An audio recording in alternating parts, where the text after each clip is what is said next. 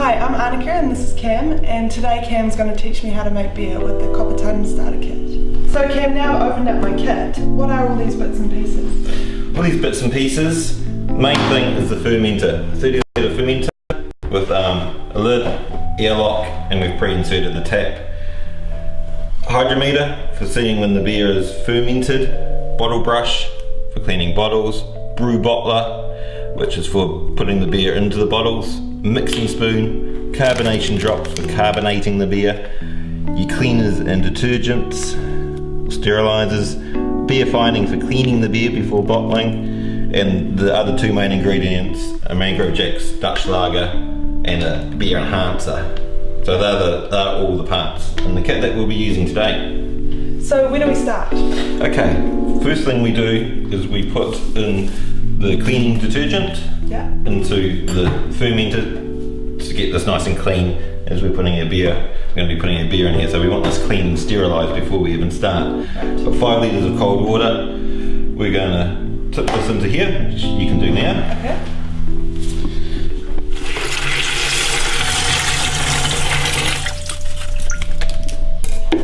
Take the top off the detergent, sprinkle that in, and just give it a bit of a swirl around. Mix it all up. Take the lid off.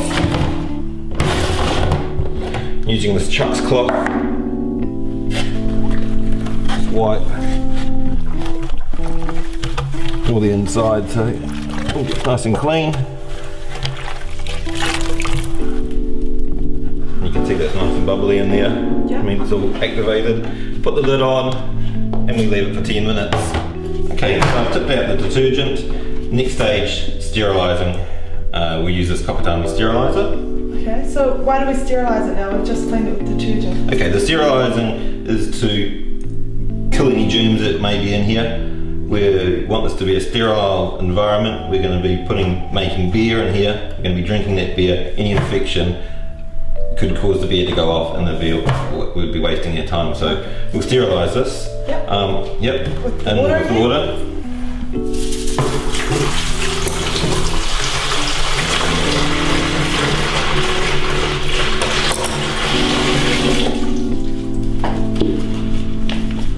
And with the steriliser,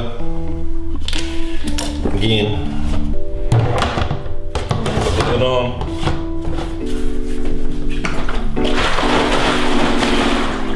A bit of a swirl around, and again do what I did last time.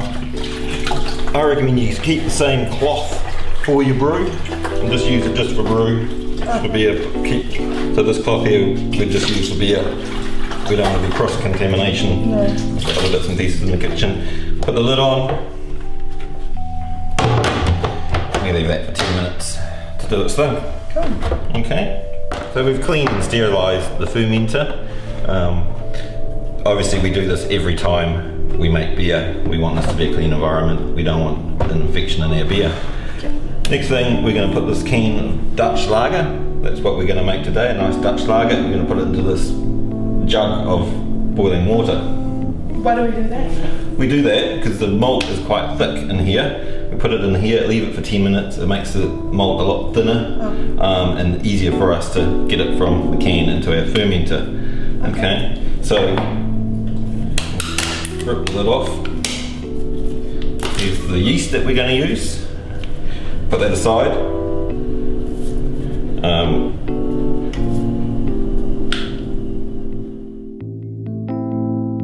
So now we've left it for 10 minutes. Should I take it out? Yep. Just take it out and we'll take the lid off. Okay, oh, it's quite heavy.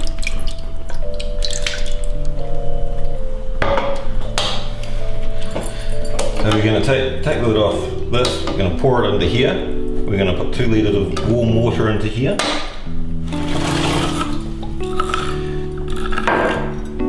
So we're going to make a Dutch beer. We've got other beers, or you can make other styles of beers like Irish Stout, Czech Pilsner, Australian bitters, New Zealand lagers, all sorts.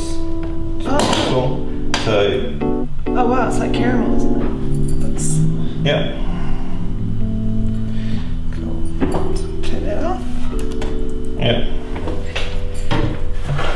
And are we pouring that in there? Yep, we're going to just pour that straight into there. Do it nice and quick. So this is what gives it the beer flavour? Most definitely, yep. The Dutch style malt. And this is the core ingredient of your beer making. And we'll just tip some more hot water in there. Give that a little flip around. Get the last bits out. And then that bit's done. Okay, so the next step, Annika, is we're going to put in the German enhancer into this to make our Dutch beer. Okay. We can use sugar or dextrose, but we're going to use enhancer. Okay. Is there any difference between the enhancer and the sugar? Yes, we recommend you don't use sugar. Sugar doesn't brew as nicely. This here is a blend of dextrose, hops and malt. It'll give you beer a better taste, a better mouthfeel and better head retention on the beer. So we highly recommend these. That's why we put them in with the starter kit. So, okay. Right, let's use it then. And all of it? Yep, just pour it straight in there. Okay.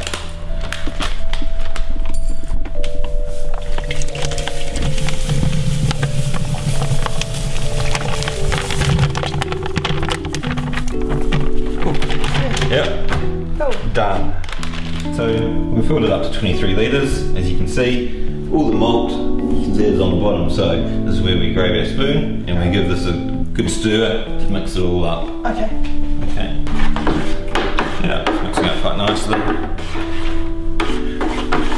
Before we put the yeast in, we want to just make sure that our thermometer here, as you can see, it's 18 degrees the water. If the water's too hot, we put that yeast in, it'll cool the yeast. If it's up over 24 degrees, it could cool the yeast. So 18 degrees is fine. So get the scissors, wherever they are, cut that off and then just sprinkle it in there.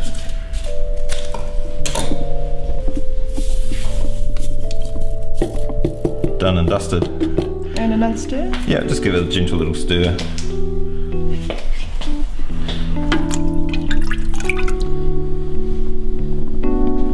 Okay, so that's basically the process done. Okay.